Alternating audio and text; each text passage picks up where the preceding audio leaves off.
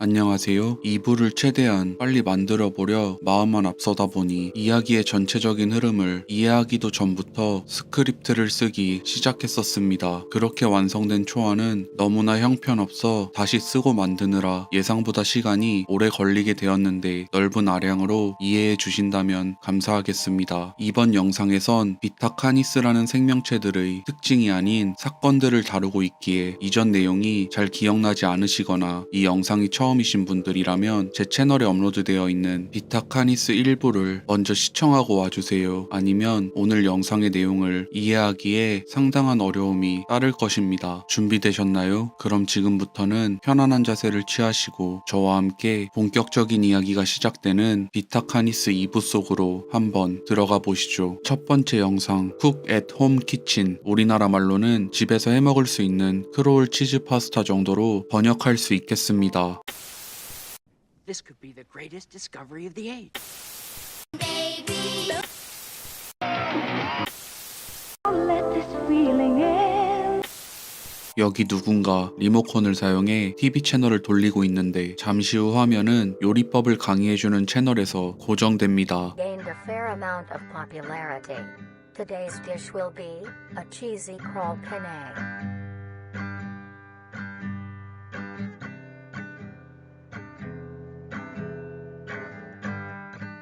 요리에 필요한 재료들이 등장하고 본격적인 조리법을 설명해주기 전 새로 개발되었다는 플레이버 인핸서라는 조미료를 소개해주는데 여기 검은 원에 빨간 삼각형이 그려진 이 문양을 잘 기억해두세요. 다음으로 크로울을 먹기 좋은 크기로 써는 장면에서 우리는 이 크로울의 속살이 생각보다 기름져 보이며 고기와 유사한 색을 띠고 있다는 것을 알 수 있었습니다. 나머지는 그저 요리를 하는 과정이 담긴 평범한 영상처럼 보여지지만 파스타를 용기에 담는 장면에서 등장한 요리사의 얼굴에는 방독면으로 보이는 것이 씌어져 있는 것을 볼 수 있습니다. 그 생김새로 볼 때 이는 산업용 방독면처럼 보이며 벽에 그래피티를 하거나 페인트 칠을 할 때 유독물질들을 걸러주는 역할을 합니다. 그렇다면 이 요리 안에 들어가는 재료 중 한 개 혹은 몇 개는 분명 우리에게 유독하다는 것인데 과연 그게 무엇일까요? 요리가 완성되자 화면은 갑자기 지지직거리기 시작하다 이내 영상은 끝이 나게 되는데 여기 배속을 줄이면 어떤 이미지 하나가 존재한다는 것을 알 수 있습니다. 저 검은 원안의 붉은 삼각형, 네, 유트리사가 개발했다는 그 조미료 포장지에 있던 것과 정확히 일치합니다. 저 검은 원안의 붉은 삼각형은 무엇을 상징하는 것일까요? 두 번째로 볼 영상은 바로 애완 트리밍을 처음 키워보는 사람들을 위한 가이드 영상입니다. 영상의 도입부는 예전부터 우리들과 함께해온 대표적인 반려동물 강아지와 고양이가 나온 뒤 곧이어 최근 많은 사람들이 키우기 시작한 이 트리밍의 모습이 등장합니다. 본문에서는 트리밍을 키울 때 꼭 알아야 하는 것들을 알려주는데 중요한 내용 몇 가지만 요약해드리자면 트리밍들은 본래 영하 45도부터 영상 45도 사이 어떤 온도에서도 생존할 수 있는 신체 구조를 가지고 있지만 그들이 활동하는 때 선호하는 실내 온도는 영상 18도에서 20도라고 합니다. 한 가지 특이한 점은 바로 잠을 잘 때는 이보다 더 따뜻한 온도를 선호하며 종이 박스 안에 들어가 이불을 덮고 자는 것을 좋아한다고 합니다. 이렇게 보면 좀 귀여워 보이는 것 같기도 하고 헷갈리네요. 트리밍들은 아무 음식이나 먹을 수 있는 잡식성을 가지고 있지만 그들의 건강을 위해서는 강아지들이 먹는 사료를 하루에 2번 급여할 것을 권장한다 합니다. 정 귀찮다면 이렇게 먹다 남은 사과나 음식물 쓰레기들을 주워도 상관은 없지만 말이죠. 이제 정말 중요한 특징 한 가지를 말해주는데 그것은 바로 이 트리밍들은 야행성이며 다음과 같이 듣기 힘든 비명을 밤새도록 질러댄다고 합니다.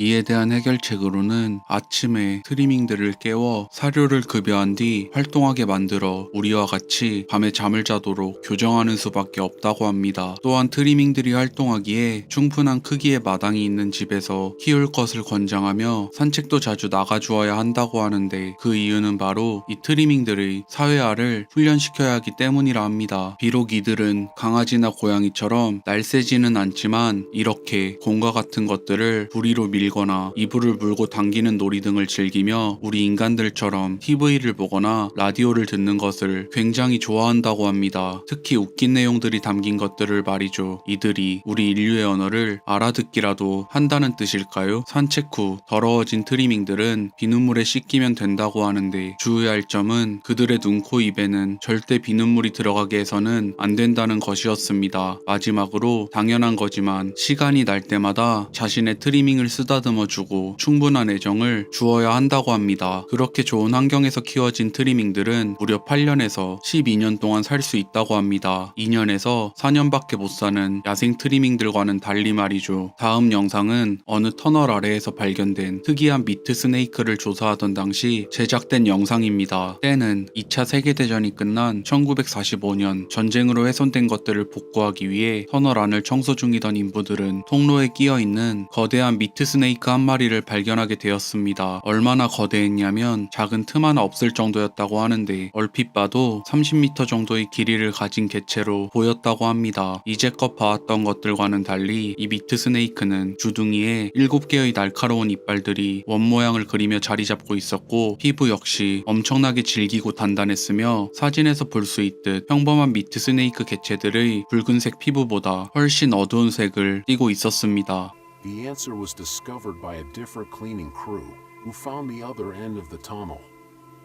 They followed it until it met with the other end of the meat snake. Alongside it was a huge pile of 당시 사람들은 이 미트 스네이크가 이처럼 거대해질 수 있었던 원인을 찾아낸 듯 하지만 영상에선 누군가가 이 내용을 의도적으로 지워놓았다는 것을 볼 수 있습니다. 하지만 여기 영상이 끊어지기 전 일시정지를 해보면 우린 어떻게 이 개체가 그토록 거대한 몸집을 가질 수 있었는지에 대해서 얼핏이나마 알 수 있는데 터널 안에는 사람들의 해골로 추정되는 것들이 잔뜩 쌓여 있는 것을 볼 수 있습니다. 아마 그 미트 스네이크가 먹고 남긴 것들이겠죠. 이전 일부에서 이 미트 스네이크라는 생명체들은 몸에서 아주 심한 악취가 난다 했던 것을 기억하시나요? 특이하게도 이 미트 스네이크에게는 마치 스크램블 에그 요리를 만들 때 나는 맛있는 향이 뿜어져 나오고 있었다 하는데 수많은 해골들과 맛있는 채취로 볼 때 이 미트 스네이크는 자신이 살던 그 터널 안의 환경에 맞게 진화한 것이 아닐까 하는 추측이 들었습니다. 맛있는 냄새를 풍겨 터널 속에 숨어 살던 사람들을 유인한 뒤 먹어 치우도록 말이죠. 물론 이는 그저 추측일 뿐입니다. 어쨌든 그 미트 스네이크는 어느 날 하루아침에 흔적도 없이 사라져 버렸다는 멘트와 함께 영상은 끝이 나게 되는데 여기 화면이 끊길 때 일시정지를 한번 해보면 얼굴이 가려진 제복을 입은 남성의 사진이 등장하는 것을 볼 수 있는데 이 남성의 가슴에는 조금 전 봤던 그 검은 원 안에 붉은 삼각형이 그려진 문양의 배지를 달고 있는 것을 볼 수 있습니다. 제복을 입은 사람이 이 배지를 달고 있다는 것은 이 문양을 사용하는 단체는 정부와도 모종의 관계가 있다는 것으로 추측됩니다. 네 번째 영상의 제목은 미믹 방어법 교육 테이프라고 하는데 한번 살펴볼까요? 영상이 제작된 1986년 10월 23일 기준 전국의 실종자들과 미믹들의 개체수는 동시에 기하급수적으로 증가하는 추세라고 합니다. 캐나다 정부에서는 늘어난 개체수의 미믹들이 사람들을 살해하고 있는 것이라 생각하여 이번 교육 영상을 제작하게 되었으며 영상은 이 미믹이라는 생명체들이 얼마나 고지능을 가진 생명체인지를 설명해주며 시작됩니다. 일부 미믹 파트와 같은 내용들은 전부 스킵하고 이들은 사냥감을 정하면 그 집에 들어가 가구 속에 숨어 있기도 한다고 합니다. 지금 보이는 이 사진들 속 모습처럼 말이죠. 그들은 자신들의 신체를 마음대로 비틀 수 있기 때문에 이렇게 좁은 가구 속에 숨는 것도 반대로 실제 크기보다 더 거대해 보이도록 만들어 사냥감들을 위협할 수도 있다고 합니다. 또한 일부에서 말씀드렸던 사람의 모습을 한 미믹들이 기억나시나요? 이 영상에선 그런 미믹들 역시 우리 인간들의 외형과 약간의 차이가 있다고 하는데 먼저 볼록한 눈, 비정상적으로 큰 입, 마지막으로 왠지 모르게 불쾌한 기분을 들게 만드는 외모를 하고 있다면 그들은 매우 높은 확률로 미믹일 것이라 합니다. 또한 미믹들은 인간이라 보기에 비정상적으로 긴 팔과 다리를 가지고 있으며 구부정한 걸음으로 걷는다고 하는데 실제로 보면 한눈에 구분이 가능할 정도라고 합니다. 이제 드디어 이어서 실전에서 사용할 수 있는 방어법에 대한 설명이 등장하는데 먼저 팔을 뻗어 실제보다 거대한 것처럼 보이게 만든 뒤 그들의 눈을 뚫어져라 응시하며 있는 힘껏 소리를 지르라 합니다. 만약 총을 소지하고 있는 상태라면 몸통이 아닌 하체 혹은 머리에 발사해야 하는데 총알은 그들에게 직접적인 데미지를 입힐 순 없지만 순간적으로 움직임을 멈추게 할 수는 있다고 합니다. 미믹이 멀리서 당신을 발견하는 순간 즉시 도망쳐 어딘가에 숨어야 하며 더 이상 미믹이 자신을 쫓지 않는 것 같다 하더라도 경찰들이 오기 전까진 절대 그 자리를 벗어나면 안 된다는 말과 함께 교육 영상은 끝이 나게 됩니다. 물론 이 영상이 끝났다는 것은 아닙니다. 1983년이면 조금 전 교육 영상이 만들어지기 3년도 전 영상임을 알 수 있는데 영상은 크리스토퍼로 추정되는 남성이 캠코더가 올바로 작동하고 있는지를 테스트하는 장면에서부터 시작됩니다.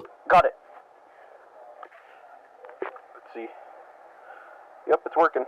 영상 배경 밝기로 볼 때 촬영 당시는 해가 진 밤임을 알 수 있습니다. 그는 제니스라는 여성과 함께 길을 걷고 있었는데 얼굴은 누군가에 의해 지워진 상태입니다. 영상의 초반부는 크리스토퍼와 제니스가 함께 밤거리를 걸으며 나누는 평범한 대화들이 전부입니다. I'll cook you stuff when we get home.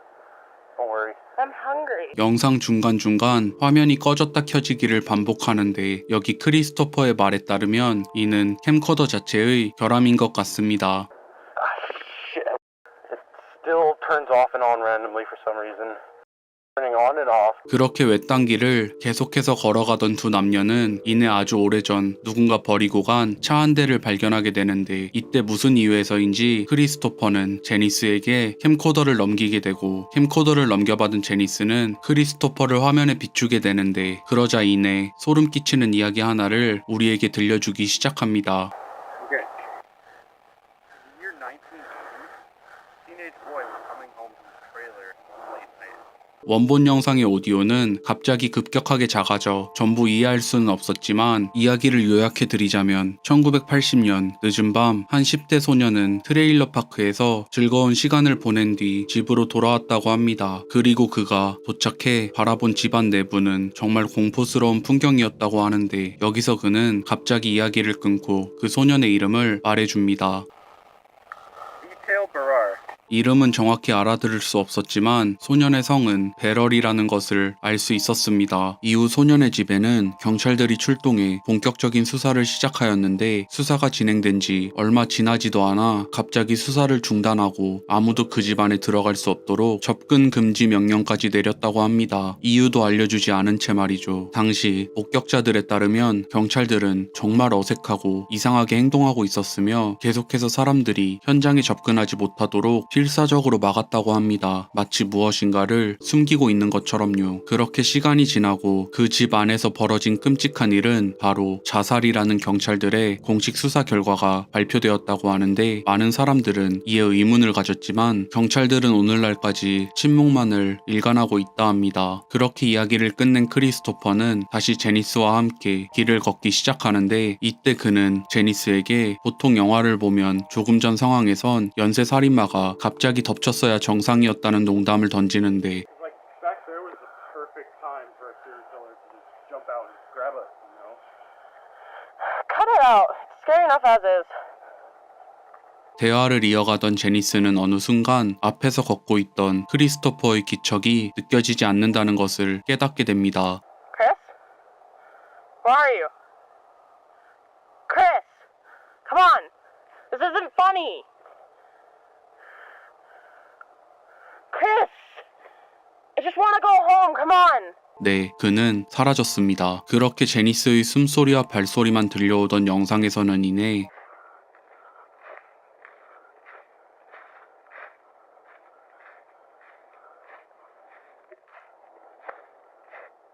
Chris? What are you doing? Chris, this isn't funny.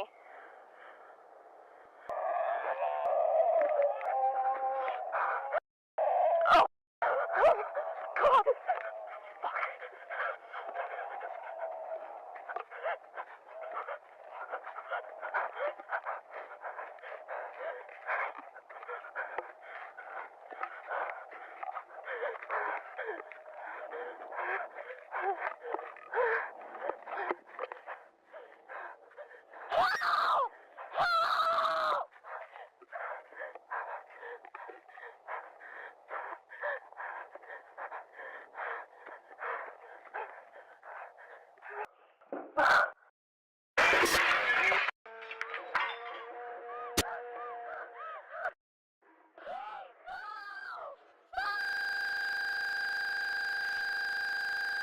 네, 그렇게 둘은 죽음을 맞이하게 되는데 그 미믹은 처음부터 그들이 올 걸 알고 그곳에서 기다리고 있던 것일까요? 아니면 크리스토퍼의 농담이 현실이 되어버린 것일까요? 5번째 영상은 TV가 아닌 컴퓨터 스크린에서부터 시작됩니다. 화면 속 문구에 따르면 1989년 8월 1일부터 10월 1일 사이에는 이전보다 훨씬 많은 하베스터들이 생겨났다고 하는데 지도의 빨간 점들이 그 기간에 생겨난 하베스터들이 위치한 장소들이라고 합니다.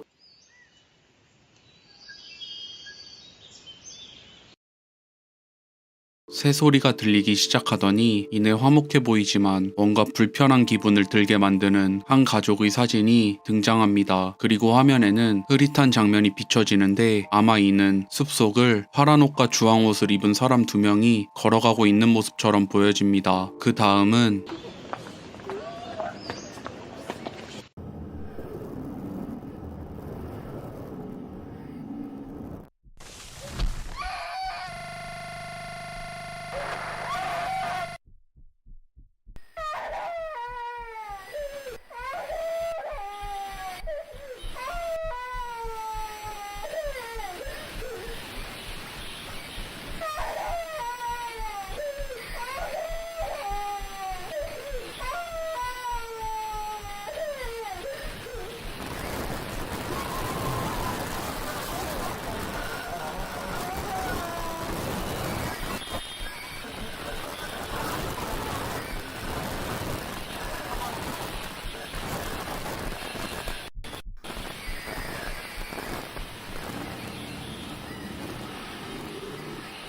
여기 땅속의 뿌리처럼 보이는 것과 아이의 울음소리, 마지막으로 사진에서 해골로 바뀌어버린 아이의 사진으로 볼 때 아마 그 숲속에 있던 사람들 중 한 명은 바로 사진 속 저 아이였으며 그 아이는 하베스터에게 살해당한 것으로 추측됩니다.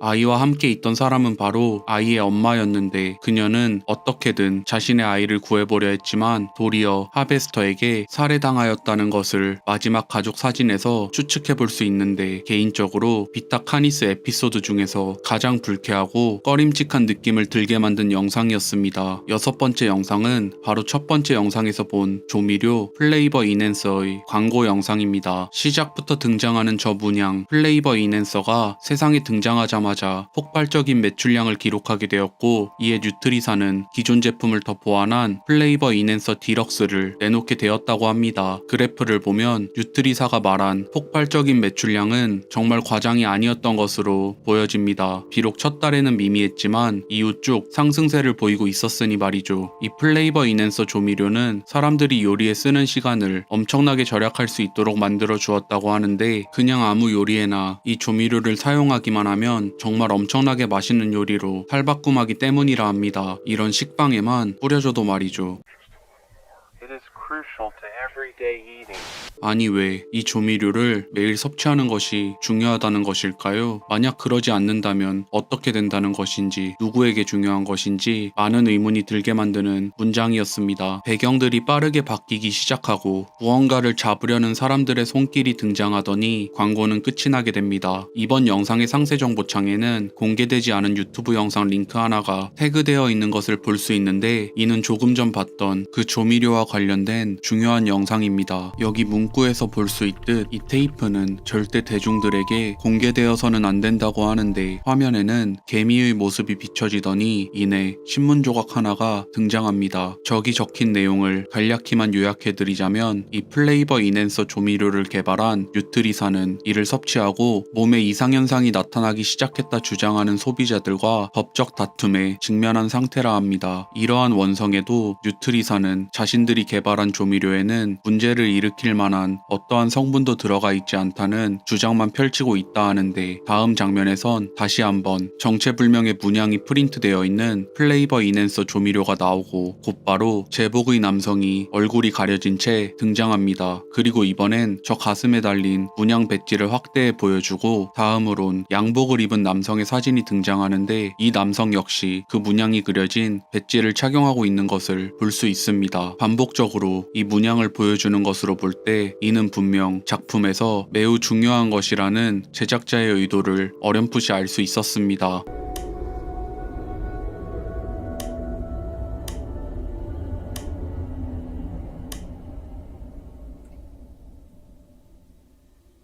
사진이 넘어갈 때 들려오는 효과음으로 볼 때 이는 MRI 혹은 엑스레이로 촬영된 단면으로 보여지는데 저는 이 사진들에 찍힌 것들이 무엇인지 감조차 오질 않아 인터넷에 검색을 해보게 되었고 대부분의 유저들은 이를 플레이버 인핸서 조미료 안에 들어있는 곰팡이 포자균으로 보고 있었습니다. 곰팡이 포자균? 이번 시리즈에서 곰팡이 포자균은 단 한 번 언급된 적이 있었는데 그건 바로 호스트라는 생명체가 뿜어내는 포자균이었습니다. 이 호스트들은 촉수에서 포자균을 뿜어내는데 이를 들이마신 사람들은 신체와 정신이 온전치 못하게 되어 스스로 호스트에게 걸어가 자신의 목숨을 바치게 된다 하는데 기억하고 계신가요? 뉴트리사의 플레이버 인핸서 조미료에 들어가 있는 성분은 바로 호스트의 포자균이었습니다. 이제서야 왜 크로울 요리를 하던 사람이 가스 마스크를 쓰고 있었는지 알 수 있었습니다. 조미료를 뿌릴 때 자신이 감염되는 것을 방지하기 위해서였군요. 그 문양을 사용하는 집단에 소속된 사람들은 의도적으로 포자균이 들어간 조미료를 개발해 사람들을 호스트의 먹이로 바치는 것 같은데 이들의 목적이 무엇인지 굉장히 궁금합니다. 이내 또 다른 신문 조각이 화면에 등장하고 이는 칼카스라는 민간단체에 관한 내용이라고 합니다. 이들은 정부에서 새로 개정한 조항들에 강하게 반대하며 설립된 단체라고 하는데 정부 기관에도 이미 이 문양을 사용하는 집단의 일원들이 어느 정도 소속되어 있다고 가정해 볼 때 이 칼카스라는 단체는 아마 인류의 편에 있는 단체처럼 보여집니다. 그리고 영상의 마지막 장면에선 메시지 하나가 등장하는데 그건 바로 칼카스에게 보내는 메시지. 네, 다음 영상의 제목은 바로 메시지입니다. 1990년 12월 30일이라는 날짜가 나온 뒤 모널리츠들을 다룬 다큐멘터리 영상 하나가 재생되는데 이는 아마 혹시 모를 상황을 대비해 위장용으로 넣어놓은 영상처럼 보이며 이내 화면에 등장하는 이번 영상 속 진짜 메시지.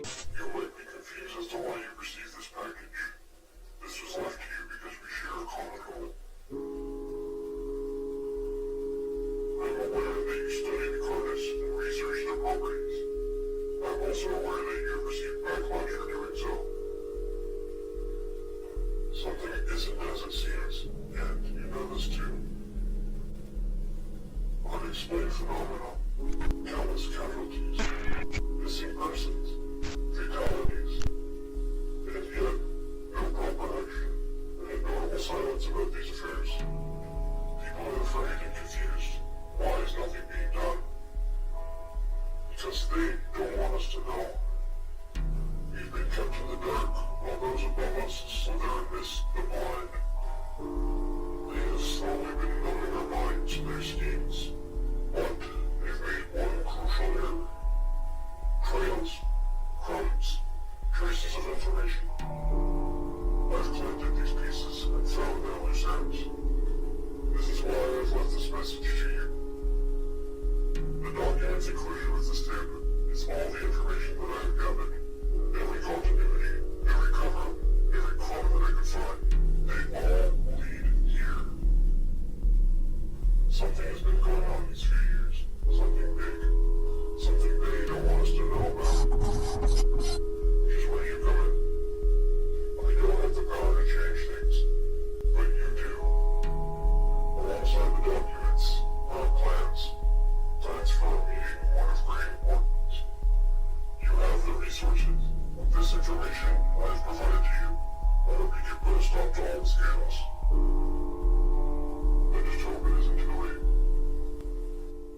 저는 이 장면에서 제작자가 정말 천재가 아닐까 하는 생각이 들었습니다. 이야기의 큰 그림이 거의 완성되기 때문이죠. 자, 먼저 제가 만든 1부에 나온 모든 영상들은 지금 보시는 내셔널 리빙 및 리서치라는 곳에서 제작한 영상들인데, 여기 이 오려진 신문 조각을 보면 그 단체는 10대 청년들이 만든 단체로, 그들은 비타 카니스와 관련된 영상들을 만들었다는 이유로 현재 대부분 체포되었으며 나머지는 도주 중인 상태에 있다고 합니다. 그리고 2부에서 본 대부분의 영상들은 정부 혹은 이 문양을 사용하는 집단에서 제작한 영상들이며, 광고 영상을 제외한 대부분은 대중들에게 절대 공개되어서는 안 되는 영상들이었습니다. 어쨌든 영상 속 음성의 주인은 우리가 앞서 본 모든 영상들을 입수한 상태였으며 그 모든 것을 모아 정부에 대항하는 단체인 칼카스에 보냈던 것이었습니다. 네, 우리는 이제껏 칼카스가 받은 패키지 속 영상들을 보고 있던 것이었죠. 그리고 여기 단서들이 붙여진 보드를 보면 이제껏 영상 속에 나온 모든 사건과 정보들은 결국 여기 이 섬에서 끝난다는 것을 볼 수 있는데, 그 배후에는 역시 지금 보이는 이 문양을 쓰는 집단이 존재하고 있었습니다. 아마도 비타 카니스는 그저 그들의 목적을 이루기 위한 도구 정도로 보여집니다. 여기 신흥 종교가 세계적으로 퍼져나가고 있다는 신문 기사로 볼 때 그 집단은 하나의 믿음을 기반으로 한 신흥 사이비 종교 집단임을 알 수 있고, 지도의 섬으로 집단 이주하려는 계획을 가지고 있는 것으로 볼 때 종말론을 기반으로 한 종교라는 사실 역시 추측해볼 수 있겠습니다. 이 모든 비밀들을 알아내 칼카스에 넘겨준 인물은 과거부터 지금까지 계속 독단적으로 행동하고 있던 것으로 추측되는데, 이 메시지를 마지막으로 이번 영상 역시 끝이 나게 됩니다. 여러분은 지금쯤 이 시리즈의 반복되는 패턴 하나를 눈치채셨을 것입니다. 2부 역시 1부와 동일한 순서로 생명체들에 관한 이야기들이 차례대로 업로드되고 있는데, 전혀 쓸데없는 모널리츠 다큐멘터리를 굳이 집어넣은 이유 역시 그 패턴을 깨기 싫었던 제작자의 의도가 들어간 것으로 보여집니다. 그럼 1부에서 모널리츠 다음에 등장한 생명체가 무엇인지 기억나시나요? 네, 싱귤러리티. 대망의 마지막 영상은 바로 이 싱귤러리티라는 존재에 관한 영상입니다. 먼저 군인들로 추정되는 이들이 무전을 통해 임무를 부여받고 있는데, Mission brief.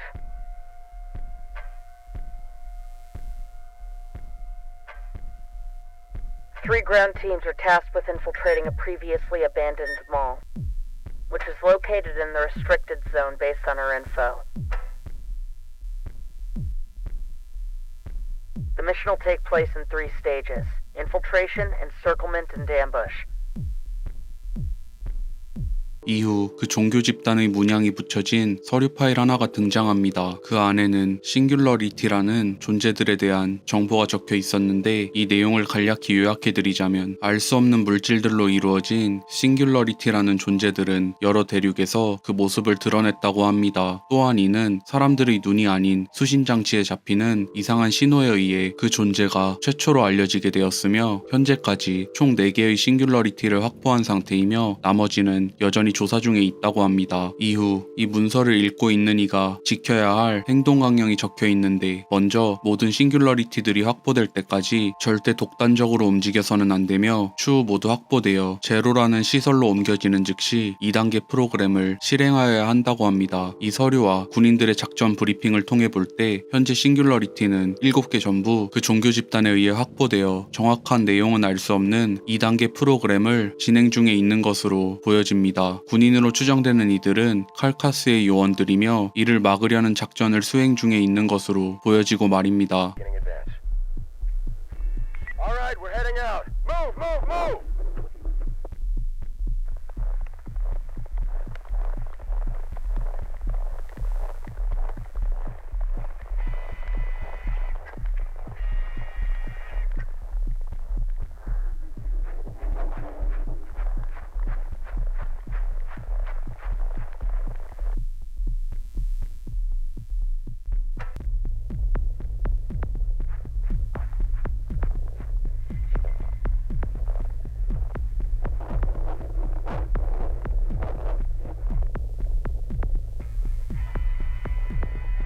제로라 불리는 종교 집단의 본거지에 들어가기 위해 주변을 지키고 있는 하베스터들을 손쉽게 처리하는 것으로 볼 때 그들은 이미 이 비타카니스과에 속하는 생명체들의 특징과 약점들을 충분히 알고 훈련받은 요원들처럼 보여집니다. 불이 켜져 있는 저 폐 쇼핑몰이 바로 제로인 것 같은데 여기 레이더를 통해 요원들이 무사히 건물 안까지 잠입한 것을 볼 수 있습니다. 뒤이어 입구를 지키고 있는 가드들을 처리하고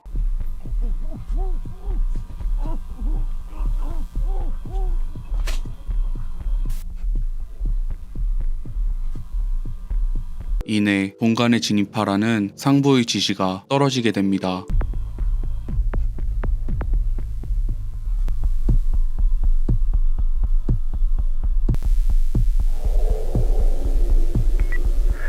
Alpha team in position. We are experiencing mechanical interference. Should we resume? 무슨 이유에서인지 본관 앞에 도착하자마자 그들의 바디캠과 무전 통신 상태가 굉장히 불안정해집니다. 2, 1, breach.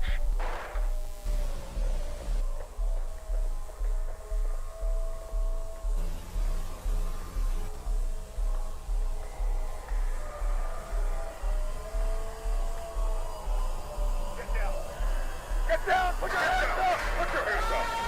Get down! Get down! Put down your weapon! Get down! Put down your weapon! Put your hands up!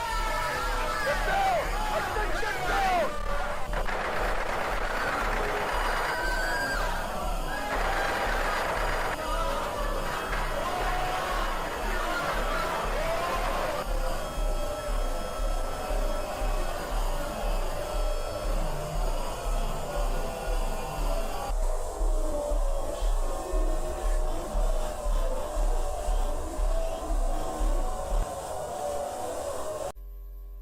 바디캠이 계속 끊겨 그 안에서 어떤 일이 벌어지고 있었는지 정확히 알 수는 없지만 여기 간헐적으로 나오는 장면들로 유추해보자면 먼저 강당 맨 앞에는 원 모양으로 배치된 7개의 싱귤러리티들이 떠있는 것을 볼 수 있고 그 뒤로 수많은 사람 혹은 알 수 없는 생명체들이 광기 어린 비명 혹은 울음소리를 내지르고 있는 것을 들을 수 있는데 당장 멈추라는 요원들의 말에도 아랑곳하지 않고 계속 울부짖는 저들의 정체는 무엇일까요? 확실하진 않지만 싱귤러리티들을 이용해 어떤 미지의 존재를 불러오는 의식을 치르는 것 같습니다. 여기서 왜 제가 미지의 존재를 언급하였는지는 곧 알 수 있으실 겁니다. 요원들의 경고에도 계속해서 비명을 지르는 생명체들을 향해 일제히 사격을 개시하는 요원들의 모습을 끝으로 이 아날로그 호러 시리즈 비타카니스의 시즌1은 막을 내리게 됩니다. 그리고 이전 영상에서 각 장면들 속에 숨겨진 이미지들을 언급한 댓글을 보게 되었는데 사실 저는 이미 이것을 알고 있었음에도 이야기의 흐름을 위해 이 순간까지 참고 있었습니다. 그 숨겨진 이미지들은 어느 동화책의 페이지들인데 여기까지 봐야 비로소 어느 정도 해석이 가능한 이야기이며 제작자 역시 이런 생각이었는지 여기 시즌1의 마지막 영상이 끝나는 장면에서 각 이미지들을 합쳐 만든 비공개 영상 링크를 숨겨놓은 것을 찾아볼 수 있습니다. 이 동화에서 중요한 내용들만 간추려보자면 아주 오래전 지구의 중심에서 멀리 떨어진 곳엔 어느 왕국이 존재했다고 합니다. 왕과 왕비 그리고 왕자는 전 세계를 탐험하며 새로운 문물들을 배워오기 위해 모험을 떠나게 되는데 어느 날 그들이 타고 있던 배는 폭풍에 휘말리게 되고 왕자는 홀로 바다로 빠져버리게 되었습니다. 다행히 왕자는 외딴 섬으로 떠밀려오게 되었지만 큰 부상을 입은 상태였습니다. 상처를 회복하기 위해 왕자는 깊은 잠에 빠지는 주문을 자신에게 걸게 되고 얼마나 오랜 시간 잠이 들었는지 그가 자는 동안 그 섬은 처음과는 완전히 다른 모습으로 변한 상태였다 합니다. 이때 크리터라는 생명체들이 등장하는데 그들은 우연히 동굴 속에서 잠에 들어있는 왕자를 발견하게 되었습니다. 당시 크리터들은 기근에 시달리고 있었는데 잠에 빠져있는 왕자가 다 낫기만 한다면 그들을 위해 마법을 써 식량들을 만들어줄 것이라 믿었고 그때부턴 필사적으로 왕자를 회복시키기 위해 보살피기 시작했다 합니다. 크리터들의 진심이 통했던 것인지 왕자는 원래보다 훨씬 빨리 회복해 잠에서 깨어날 수 있었고, 크리터들은 왕자를 데리고 동산의 꼭대기로 올라가 자신들의 터전을 보여주며 굶주림에 지쳐있는 자신들을 구원해달라는 부탁을 하게 됩니다. 이에 왕자는 자신의 마법으로 그들이 부족함 없이 살 수 있는 환경을 만들어준 뒤 뗏목으로 배를 만들어 왕과 왕비가 있는 자신의 왕국으로 무사히 돌아갈 수 있었다고 합니다. 크리터들에게 다시 이곳에 돌아오겠다는 약속을 남긴 채 말이죠. 그리고 마지막 페이지는 누군가에 의해 찢겨져 있었는데 남아있는 조각으로만 상황을 추측해보자면 이는 왕국에 돌아온 왕자가 자신의 부모 앞에 무릎을 꿇고 인사를 하는 장면처럼 보여집니다. 그리고 그 위에 왕국의 깃발에는 문제의 신흥 종교 집단이 사용하는 그 검은 배경 안에 붉은 삼각형이 존재하는 문양이 그려져 있는 것을 볼 수 있습니다. 이 동화를 비타 카니스 작품에 빗대어 보면 먼저 그 머나먼 왕국에서 온 왕자는 지구가 아닌 다른 곳에서 온 창조주와 같은 존재로 상징되는 것처럼 보여집니다. 그리고 왕자가 떨어진 그 섬은 바로 우리가 살고 있는 지구, 그리고 깊은 잠에 빠진 왕자를 물심양면으로 도운 크리터들을 저는 그 신흥 종교를 믿는 신도들, 즉 우리 인간들이라는 생각이 들었습니다. 잠에서 깨어난 왕자는 굶주린 인간들을 위해 비타 카니스라는 이 생명체들을 만들어준 것이고요. 현재 요리할 수 있는 것은 크로울 뿐인 것으로 알려져 있지만 사실 이 비타 카니스들은 전부 요리를 해먹을 수 있는 것처럼 보여지지 않습니까? 다른 고기 부위들과 유사한 붉은색을 띠고 있으니 말이죠. 다시 이야기로 돌아와 신흥 종교 집단 신도들은 이전 칼카스가 받은 패키지 속 지도에 나온 그 섬이 바로 오래전 왕자가 잠에 빠졌었던 그 섬으로 생각하고 있는 것 같으며, 마지막 장면에서 싱귤러리티들을 띄워놓고 하던 의식이 바로 그들의 신이자 구원자인 그 왕자를 불러올 수 있는 의식으로 추측되는데, 그 왕자는 과연 어떤 존재일까요? 이는 단지 저희 개인적인 추측일 뿐이며 시즌2가 나와야 그 정확한 내용을 알 수 있을 것 같습니다. 이번 영상을 본 뒤 여러분은 어떤 생각이 드셨나요? 여러분이 예상하는 이야기의 방향, 혹은 이번 영상에서 제가 미처 발견하지 못한 것들이 있다면 댓글을 통해 공유해 주시면 감사하겠습니다. 오늘 영상은 여기까지입니다. 재미있게 보셨다면 좋아요와 구독, 그리고 알림 설정까지 부탁드리겠습니다. 감사합니다.